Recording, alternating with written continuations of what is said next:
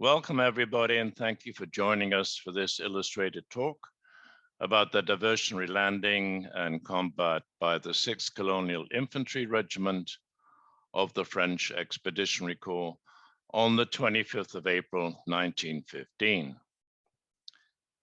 But before I start the talk, I would just like to brief you on some breaking news that the remains of 17 missing French soldiers have been handed over to the French military officials and put to rest in the French cemetery. They were found actually during the restoration work on the Saddlebar Castle, or near the Saddlebar Castle. And on well, obviously, the excavation was carried out by our friends at the Gallipoli Historic Site Directorate and notified the French authorities. And as you can see here, I don't actually know what's in the boxes, but as it says on the left, only one out of the 17 French soldiers, Corporal Paul Romain of the 1st Engineers Regiment, has been formally identified. And 3 tombstones belonging to Major Galinier of the 58th Colonial Infantry. Actually, the Colonial Infantry was renumbered in August 1915. And at that time, when they were in Gallipoli, they would have been the 8th Colonial Infantry in the 2nd Division. Captain Stefani and 2nd Lieutenant Charvet of the 4th Zouaves were also identified. And here you can see the remains being reinterred in the French cemetery above Morteau Bay. Interesting here is that the Christian burials all have a cross made of the steel pickets, and the Muslim only have the crossbar, not the cross. So they came, they fought, they did it. What was the mission of the 6th Colonial? In his order to General Albert Damad, dated the 17th of April, 1915, General Sir Ian Hamilton outlined the objectives of the Kum Kale mission, summarized as follows. First, to draw the attention of all enemy troops who could be assembled near the entrance to the Dardanelles on the Asiatic side. Second, to prevent the enemy to position its field batteries in the region of Kum Kale, from where the fire could reach the transports anchored in the bay. Third, it is not necessary to extend operations further than is necessary to cause the enemy to evacuate the region situated to the west of the river Mendere between Kum Kale and Yeni Sher. So, where is Kum Kale? As you can see on this map, Kum Kale is situated between the tip of the Gallipoli Peninsula and the opposite tip of the mouth of the Dardanelles on the Asiatic side. The distance is approximately 4,700 meters. Here is an excellent picture taken from the air by Bernard de Broglio, which enables you to see the mouth of the Dardanelles quite clearly, and Fort number 6, Kum Kale. The village around the fort, which had been largely destroyed during the campaign, was cleared after the war. There is no trace whatever anymore. This is a boots on the ground view from Kum Kale Fort. This is taken from where I stood next to Fort Kum Kale, illustrating the proximity from Kum Kale to V Beach, which is immediately opposite. It shows you why Hamilton wanted to prevent the Turks from bringing up their field batteries. To the left, you can see the Helles Memorial. In the middle is V Beach Cemetery, and just to the right is Saddlebar Castle, renovated to its former glory. Whatever you think about that, that's your own opinion. But the perspective changes when you add a couple of large ships, as you can see here.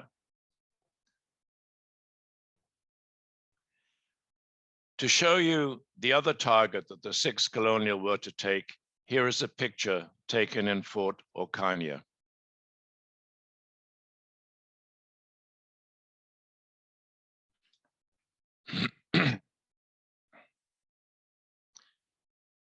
Let's have a look at the principal players on the Allied side. First, we have General Sir Ian Hamilton, the Commander-in-Chief of the Mediterranean Expeditionary Force, the MEF. Then we have Major General Albert Damad, the General Officer commanding the French Expeditionary Corps, which formed part of the MEF. Next up is Rear Admiral Émile Guiprat, in command of the French Naval Squadron in the Dardanelles. Finally, we have Colonel Émile Roueff, commanding the 2nd Brigade in the 1st Division of the French Expeditionary Corps, and he was placed in charge of the Kum Kale landing.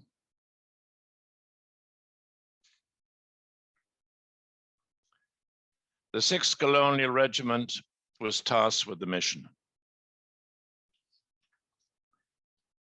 Who were they? It was commanded by Lieutenant Colonel Charles Nogues and consisted of 3 battalions. The 1st Battalion, commanded by Major Chabert, was composed of white troops, while the 2nd Battalion, commanded by Major Nibodo, was also rushing on there, while the 2nd Battalion consisted of Senegalese troops and was commanded by Major Simonin. How can I get rid of all that? They distract, yes, that's it, just a second, tech. Okay. And the 3rd Battalion, commanded by Major Nibodo, was also made up of Senegalese. Both Senegalese battalions were battle-hardened. Before World War I, they were on active service in Morocco. After war was declared, they redeployed to the Western Front, fighting at Charleroi, at the Marne, Rheims, the Battle of the Isère, Ypres, and Dixmude. In winter 1914, they were withdrawn to warmer climes.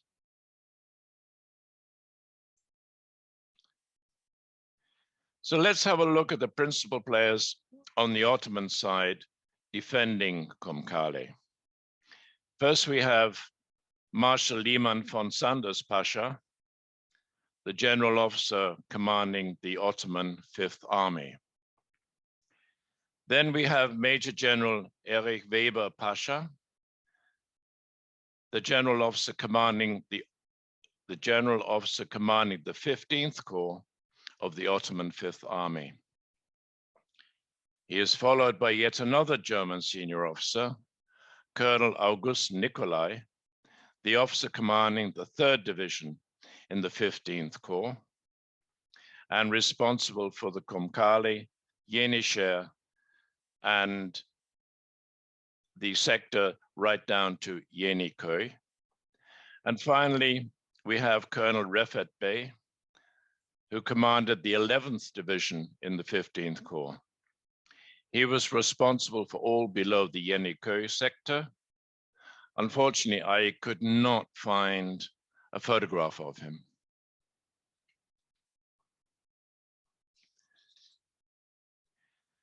This map gives you an overview of the places the Ottomans suspected the Allies would land. They are circled in red. Here at Bulair, Gabatepe, Helles, and Kum Kale. The operational areas of the Ottoman army divisions are shown in blue. Here, here, here, here, here, and here. Our focus today is on Kum Kale, and as already mentioned, the 3rd Division under Colonel Nicolai was responsible for the defense of this sector.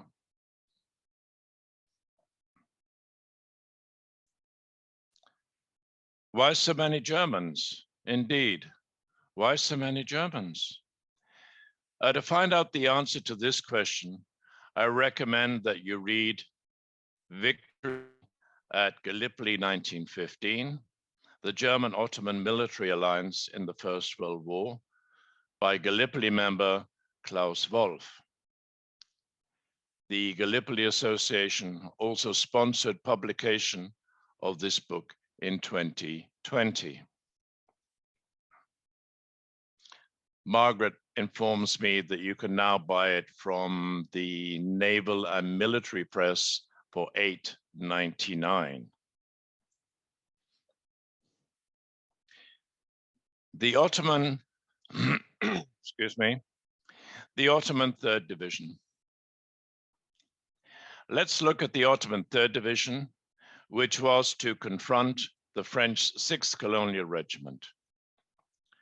And although the big guns of the forts had been destroyed through previous actions, light elements of the 3rd Division occupied the forts at Kum Kale and Orkanya, as well as the adjoining mills. Here we look at the composition of the 3rd Division with its artillery facing the 6 colonials. As already mentioned, Colonel Nicolai was the division commander, and in command of the 31st Regiment was Lieutenant Colonel Ismail Haki. And the 32nd Regiment was under Lieutenant Colonel Basri, and next, the 39th Regiment was under the command of Lieutenant Colonel Nurettin. Both Lieutenant Colonel Haki and Nurettin are both wearing uniforms after 1923. Finally, commanding the divisional field artillery was, yes, yet another German, Lieutenant Colonel Theodor Binholt. I don't have a picture of him either.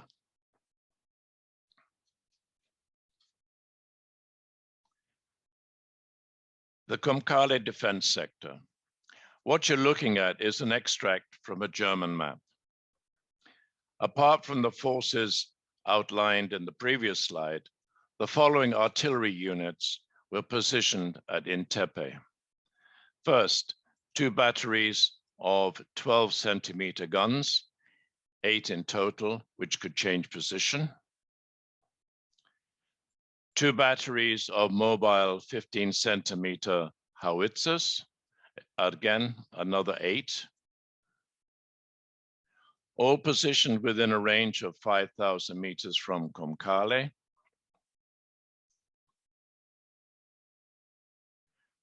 And these batteries at Intepe were to be the targets for HMS Prince George, about which I will tell you later.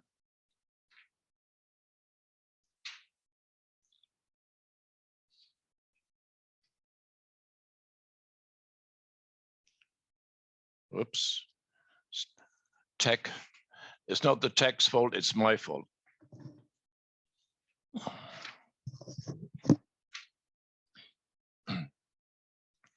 So the attack is building up.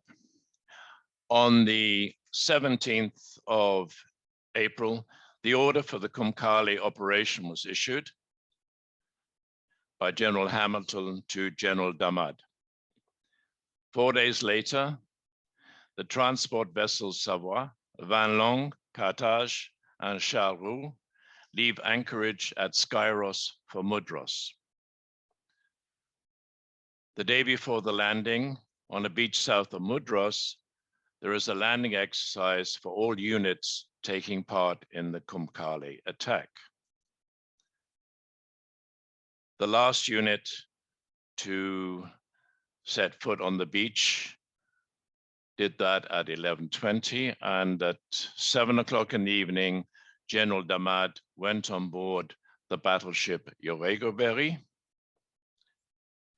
And at 10 o'clock, under the command of Rear Admiral Guy Prat, French transports and warships for the Kum Kale operation leave Mudros. Finally, at 4:20 in the morning of the 25th of April, the French transports and warships for Kum Kale arrive at the entrance to the Dardanelles.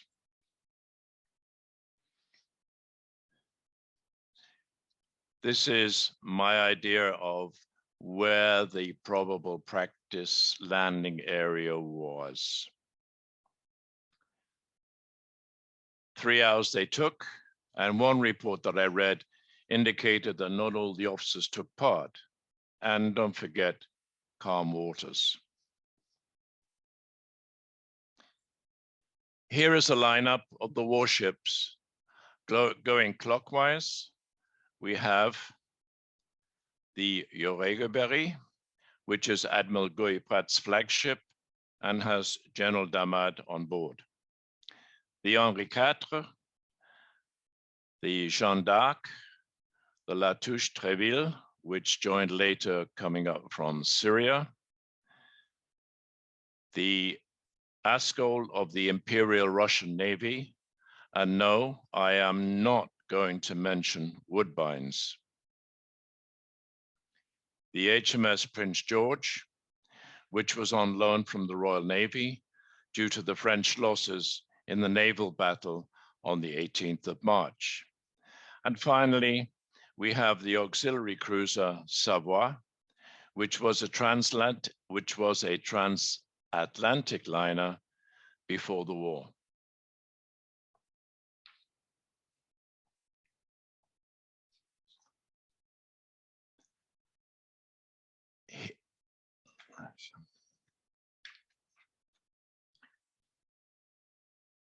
On the transport ships for the 6th Colonial, on the Savoie were the headquarters of the Colonial Brigade, Colonel Rueff, Lieutenant Colonel Nogues, the 1st Battalion of the 6th Colonial, Major Chabert, half a company of engineers under Captain Ferrero, who was to be killed, a searchlight section, and a field ambulance under the medical officer, Major Nail. The 2nd Battalion of the 6th Colonial, the Senegalese, under Major Simona, were on the Carthage, and as well as the cavalry machine gun section under Lieutenant Gailly. The 3rd Senegalese Battalion under Major Nibodo was on the Van Long.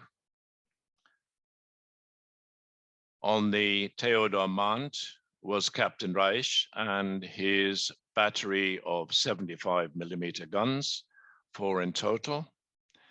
And on the Ceylan, there was disembarkation material to be taken on board as well. But we should also bear in mind that the ships had on board as well other French troops and equipment for the subsequent landing on the peninsula after the Kum Kale diversion had been completed. Here is a graphic display of the attack fleet. So going from the left to the right, we see all the transports here and the hospital ship Duguay-Trouin. Then the battleships in red, forming an arc around the tip of the Asiatic coast around Kum Kale. Next, there is a line of 7 destroyers, and closest to land are 5 torpedo boats. We must not forget the fact that other MEF units with their transports and escorts were also assembling for the main landings on the Gallipoli Peninsula. 1 second while I have a glass of water.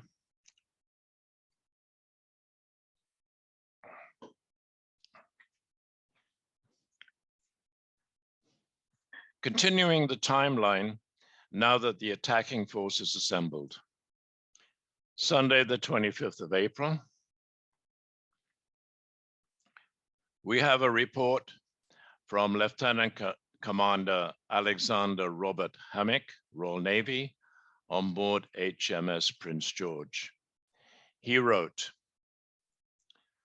"Our job is to station ourselves off Kum Kale, and we are responsible that the many guns on the Asiatic shore at Kum Kale do not interfere with the landing at Saddle-Bear. We were in our position by 4:15 a.m. and at action stations. It was still dark as we entered the straits and still very calm and very still and calm. A faint moon just enabled us to see the masses of other ships getting into their positions. Not a sound came from the shore, nor was there a light to be seen anywhere.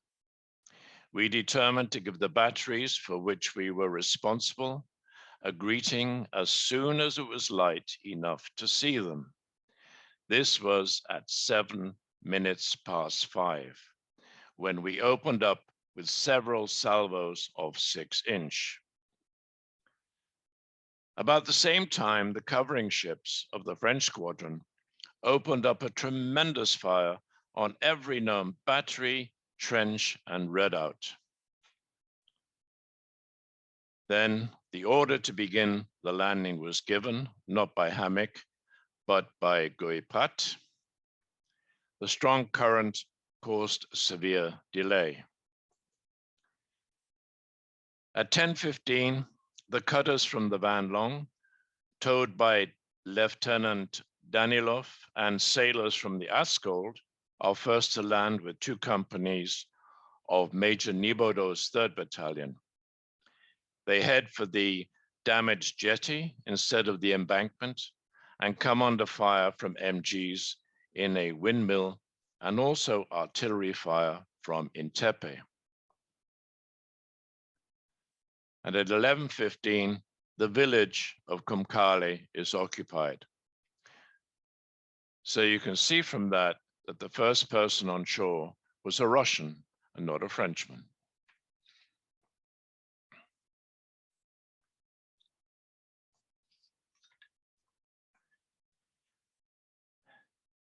One of the tows showing the Askold in the background. This photograph was taken by Major Joseph Vassal on board the Savoie, and he was the medical officer of Colonel Rueff's brigade. However, Vassal was not detailed for the Kum Kale landing force, but stayed on board the Savoie and tended the wounded who were later brought aboard. In a letter to his English wife, he wrote about the grandstand view.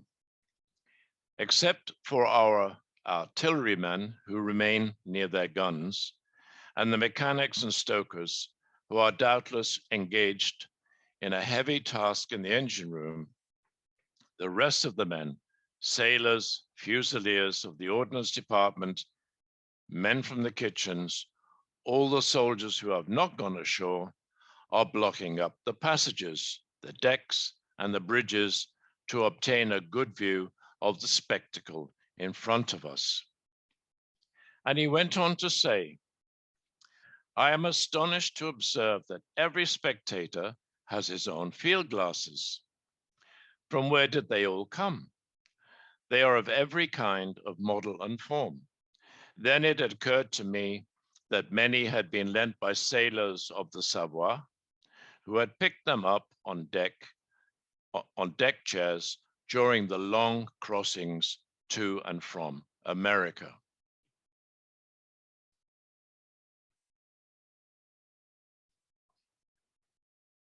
We have another picture here. Just a second.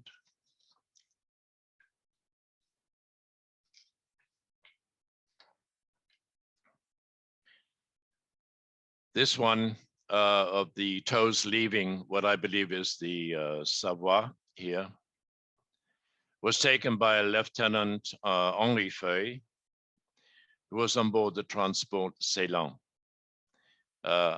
Feuille was a heavy artillery officer and also not detailed to land, but had a clear view of the landing from the ship. He wrote, a first broadside from the cruisers immediately tears the air. The detonations follow on. All the large and medium caliber guns are in action.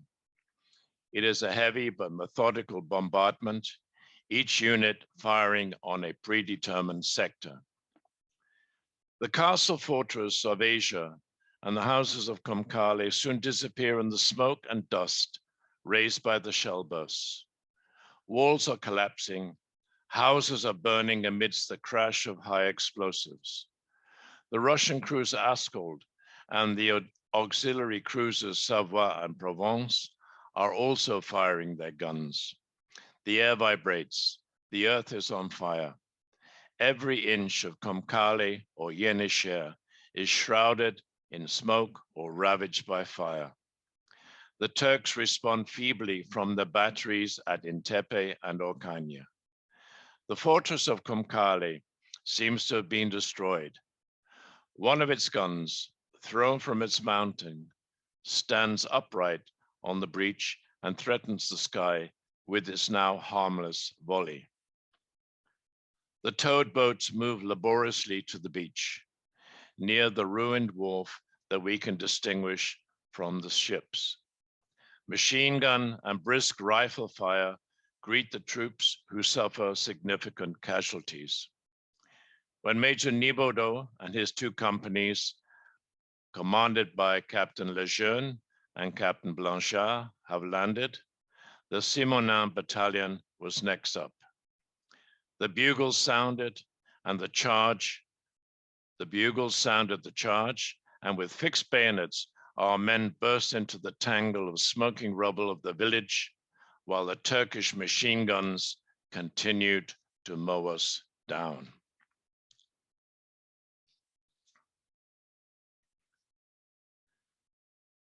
Lieutenant Commander Hammack also had a bird's eye view of the landing and said, as regards the French landing at Kum Kale, that started a little after the landings elsewhere.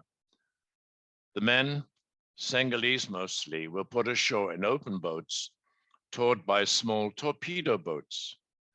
The old fort was taken first, and without much difficulty, it seemed to us.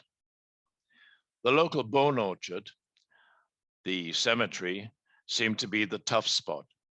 It is rather at the back of the village, so the guns could not reach it. The place was stiff with trenches and took a lot of taking. The enemy also began to drop shells into the old fort, which the troops had to leave. However, they continued to make headway and gradually took the whole village and occupied the plain to the slopes of Yenisher and as far as the banks of the Mendere. The French were awfully smart in getting their artillery ashore. The first boatload of guns and horses were on their way before we realized that the beach had been forced. One of the machine guns that was opposing the landing was in a ruin mill, which stands by itself about 100 yards from the landing place and commanded the approach of the boats perfectly. This gun did not open fire until the men had started to land, and then did great execution among the crowded boats. Until it was located, it did deadly work, and its position made it very difficult to find. But once found, its very position, so good for offensive work, made it a trap. The men serving it had no chance of getting away. The Henri IV put a big shell right in the middle at a range of only about 400 yards and blew the whole thing, men, gun, and mill, sky high.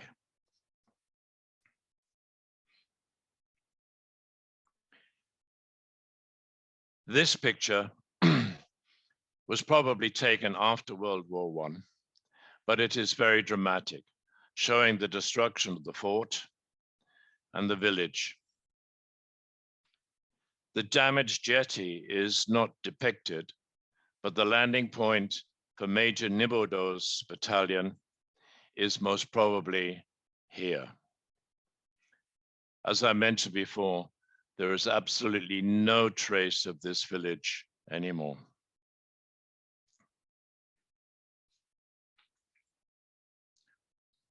Probably not quite as it happened. An Italian magazine cover artist's impression dated 1913.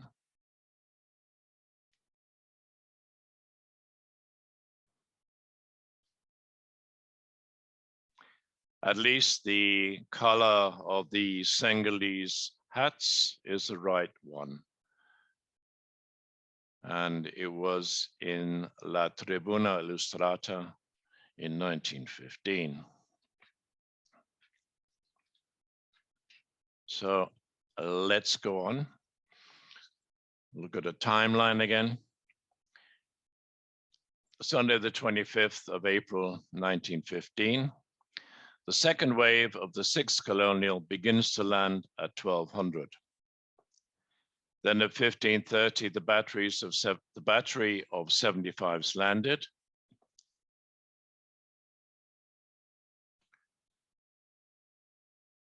And the first of his 75s was ready to fire at 1600, followed by the second and third at half-hour intervals. The fourth 75 was not brought ashore, but remained on the landing barge. By 1700, the landing of the 6th Colonial was completed.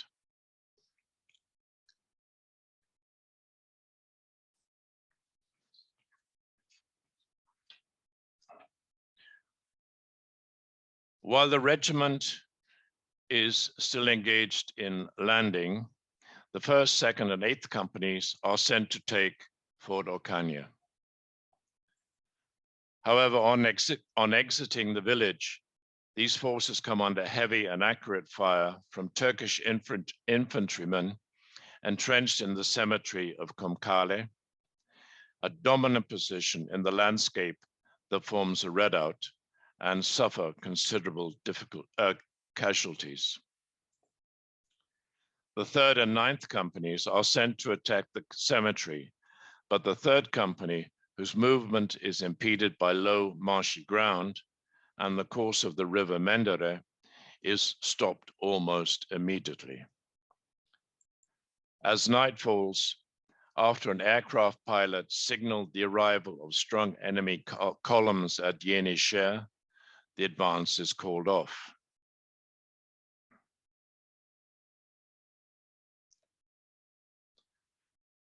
And on this Ottoman map, you can see the arrival of strong reinforcements on the march towards Kum Kale.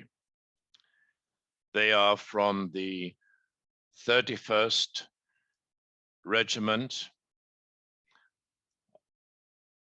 and the 39th Regiment, 31st, 39th. As I mentioned before, the 31st Regiment is Lieutenant Colonel Haki, and the 39th is Lieutenant Colonel Nurettin.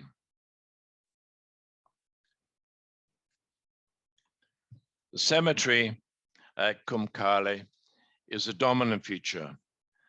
Here you can see how the ground rises up. From the highest point you can see over to Cape Helles. The Ottomans had entrenched themselves here. Here is a trench in the cemetery, but we cannot be sure that it is from 1915. And now we have a video taken from the highest point in the cemetery, with a commanding view of the fort and the surrounding lower terrain, and indeed right across the Dardanelles to Fort Saddlebar. When you see this, you can understand why Hamilton wanted no Ottoman field artillery on Kum Kale. And yes, you hear the wind in the background, and you can see that the trees rustling.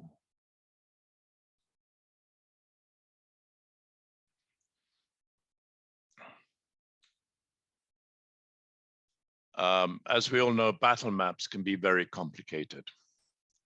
So I have simplified Colonel Rueff's after-action sketch map to only include the terrain and features before putting up the slide, which will show the French and Ottoman troop dispositions. The Menderes River forms a natural flank. At the top of the mills, the fort and the village. Then comes the cemetery and the lagoon. Now we come to the higher ground around Orkanya.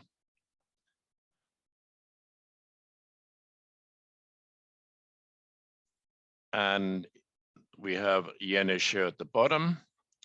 Then we come to the Achilles Mound or burial place, and the Patroclus Mound or burial place.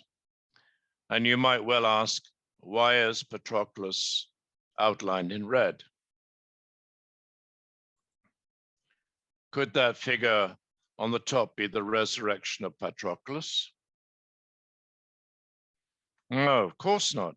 It's no less than the Gallipoli Association's very own historian and battlefield guide, Stephen John Chambers.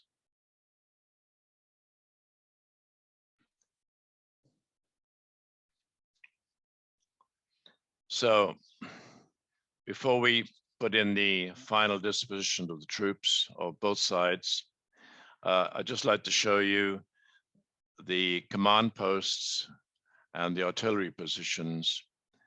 The 2nd Battalion at F, Colonel Rueff, the force commander at B, the regimental command post of Lieutenant Colonel Nogues at A, then the 3rd Battalion in the fort at E, and the 1st Battalion way outside the village at D. As you can see here, there are 2 French 75s up here and 1 which they move forward down there. So back to the tactical situation and Colonel Rueff's sketch map. As at 1800 hours, the situation is as follows. The 8th, 2nd, 1st, and 4th companies, these are them here, and 2 machine gun sections are holding the ground from the west of the village to the sea. The 9th, 3rd, 5th, 10th, and 11th companies, here, are holding the central section and the eastern sector. The 12th company is in reserve. This 75 is positioned to enable fire on the cemetery. The other 2 75s are positioned to fire on the other Ottoman lines. Now we have the Ottoman lines in green. and we have a Turkish field battery, and we see the reinforcements coming up, as we mentioned before. So this was the situation at 6 o'clock in the evening on the 25th of April.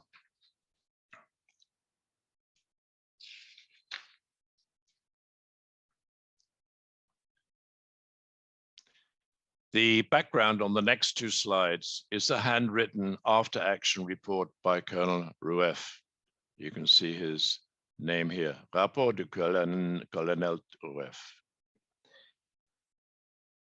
During the night of the 25th to 26th, the Ottomans made 4 very heavy attacks against the 6 colonials. The first, at 20:30, is directed against the entire line.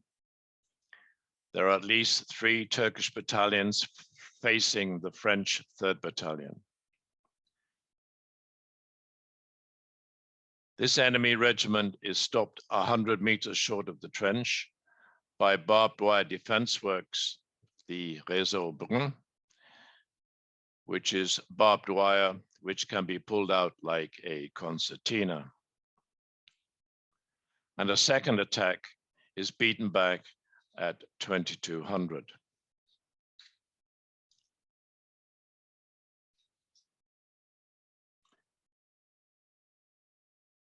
Towards 7 o'clock in the morning,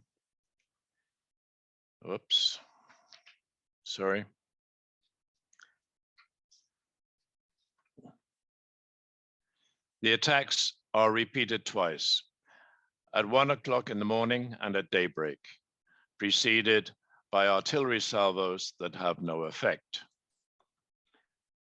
The last attack, carried out with great vigor against the right of the French line, made contact where we could not lay down rolls of barbed wire, but was nonetheless easily repelled. At sunrise, it was noted that Turkish corpses were strewn across our entire front to a depth varying from 100 to 400 meters. The attack to be made at daybreak on the cemetery is deferred due to the delay of the cruiser La Touche-Treville, inbound from Syria, coming into action to shell the right bank of the river Mendere. The attack on the cemetery never took place again.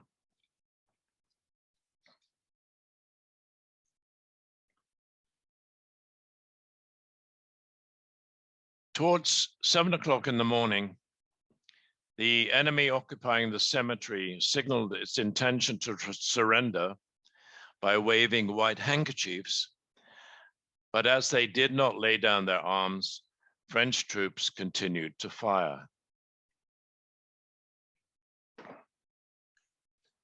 Soon after, a group of 50 to 60 Turks, throwing their guns away, approached the trenches in surrender. The French stopped firing and bring these men into their lines. Soon, other groups also carrying white flags are standing in front of our lines, making gestures indicating that they mean us no harm. Meanwhile, the French companies resume their firing. Some Ottoman soldiers retaliate, but their officers force them to stop and sound ceasefire several times. The order is then given to stop firing, and the enemy approaches and mixes with the 6th Colonial. Many Turks are disarmed without resistance and led to the rear. Others refuse to put down their rifles. At this moment, seeing the interpreters are not up to their tasks, and believing that the hesitation on the part of the Turks is due to fear of the treatment that awaits them, Captain Raquel went unarmed into the crowd of enemy and asked to speak to the highest ranking officer. He is taken together with Private Langlois, who accompanies him to the cemetery. These 2 soldiers are not seen again. At 7:30, General Damad lands at Kum Kale, and acting on the situation report made to him, gives the order to resume the fighting.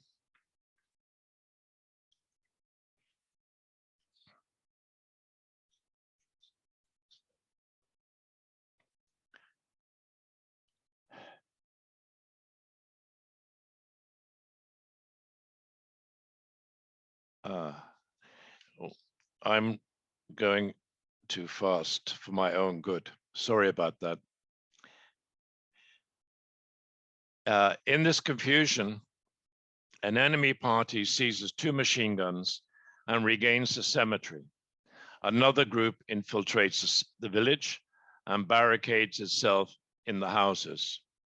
The rest surrender. The first priority is to mop up that part of Kum Kale village penetrated by the enemy. Artillery fire and rifle fire soon annihilate the Ottomans, although not without having inflicted further casualties on the 6 colonials. A bayonet charge completes the mop-up of the village. 60 Turks, including 1 officer, surrender. The latter, along with 8 men, are immediately executed. I'll come back to this incident shortly. Great effort is made to recapture the machine guns of the 3rd Battalion, but this operation failed due to enfilade fire from riflemen sheltered behind the walls of the cemetery and the village gardens.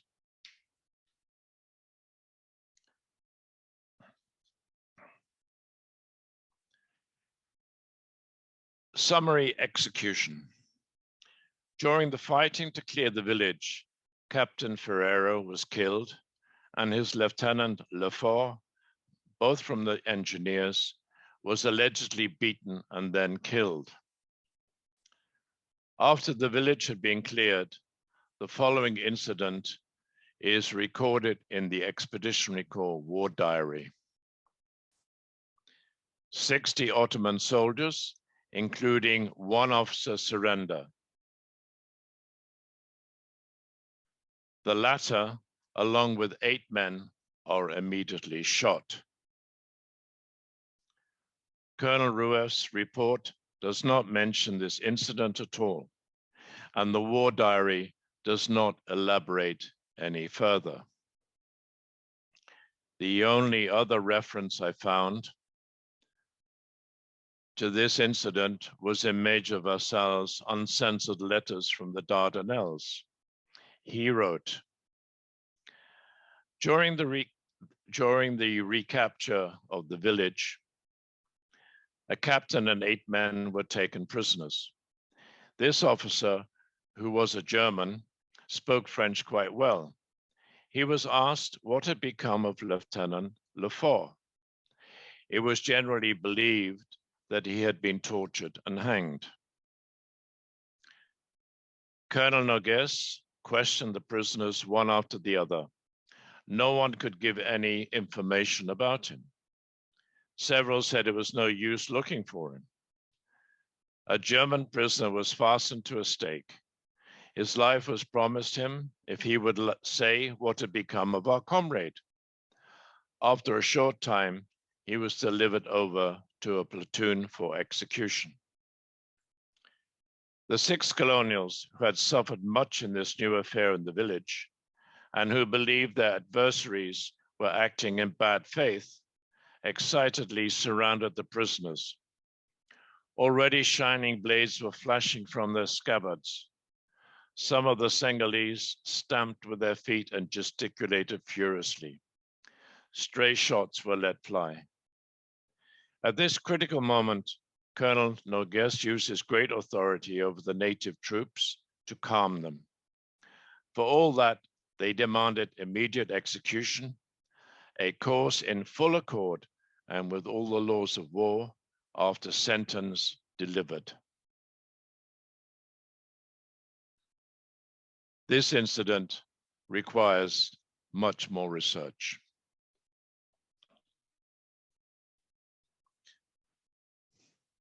Moving on, at 1200 hours, General Damad went aboard the battleship HMS Queen Elizabeth and reports on the situation in Kum Kale to Sir Ian Hamilton.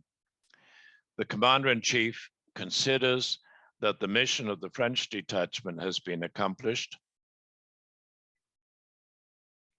and that it can return to its ships. Around 1500 hours, the Savoie opens fire on the enemy trenches at Orcagna, following previous shelling by Henri IV, Jeanne d'Arc, and Latouche-Tréville from these straits.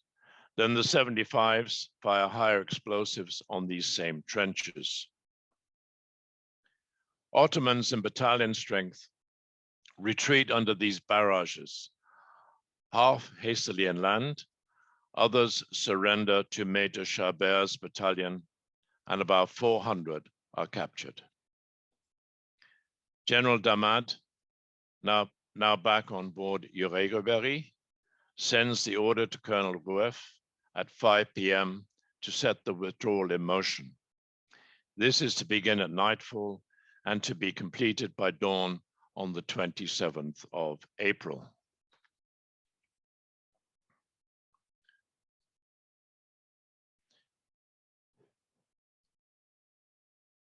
This is the sequence of withdrawal. First to go are all the remaining wounded, then equipment with ammunition first, then artillery and horses before infantry. When completed, then the troops in succession. 175 to remain and occasionally open rapid fire. Transports to get as close as possible to shore. Warships will give supporting covering fire, and engineers are to embark last after laying a system of mines, and the beach parties to remain until total withdrawal completed.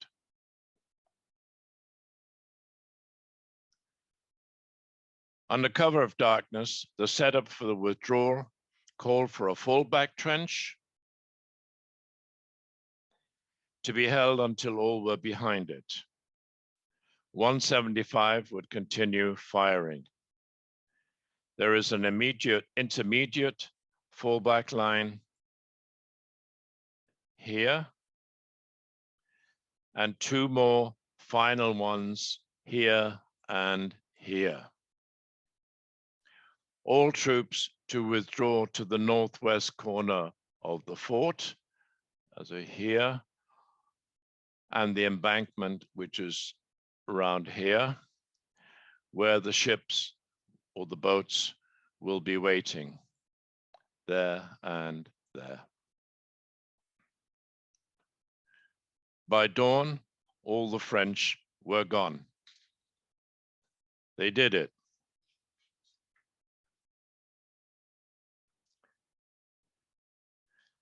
Another photo by Lieutenant Feuille, this one of Ottoman POWs being embarked on the Ceylan.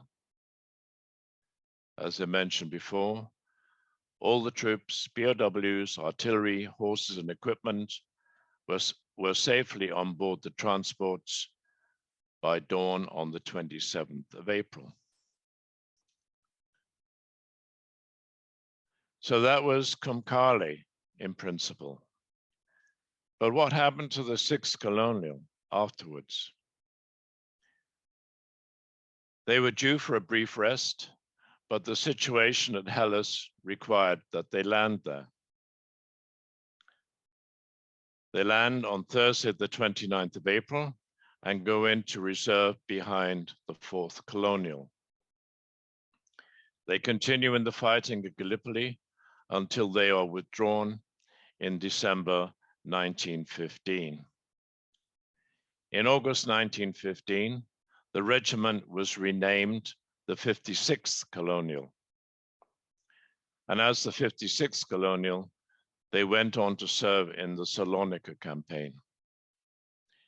And finally, in 1918, the 56th Colonial was disbanded. The cost.